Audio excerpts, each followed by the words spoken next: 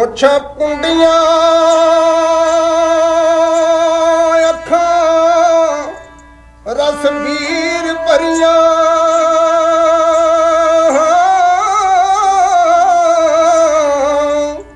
ਤੇ ਸੱਜੀ ਗਾਤਰੇ ਸੋਹਣੀ ਤਲਵਾਰ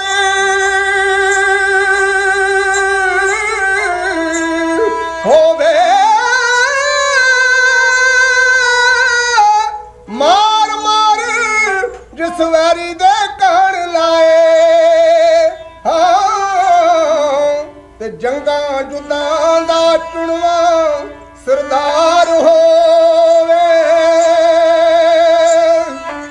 ਮਾਰੇ ਤੇਗ ਸੁੱਟੇ ਚੀਰ ਪੱਥਰਾਂ ਨੂੰ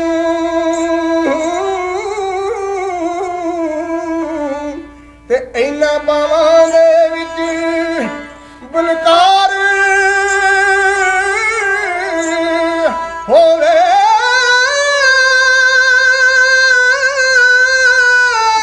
ਬੋਲੀ ਚੀਰ ਗਈ ਕਾਲਜਾ ਸੂਰਮੇ ਦਾ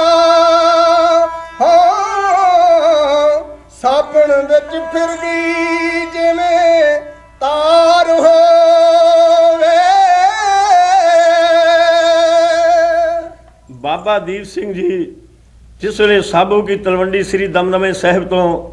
ਸੂਰਬੀਰਾਂ ਬਹਾਦਰਾਂ ਦੇ ਜੱਥੇ ਨੂੰ ਨਾਲ ਲੈ ਕੇ ਸ੍ਰੀ ਅੰਮ੍ਰਿਤਸਰ ਜੀ ਗੁਰੂ ਮਹਾਰਾਜ ਜੀ ਦੇ ਹਰਿਮੰਦਰ ਦੀ ਜਿਸ ਵੇਲੇ ਸ਼ਾਨ ਨੂੰ ਬਚਾਉਣ ਵਾਸਤੇ ਮੈਦਾਨ ਵਿੱਚ ਆਏ ਤਾਂ ਉਸ ਵੇਲੇ ਮੈਦਾਨੇ ਜੰਗ ਦੇ ਅੰਦਰ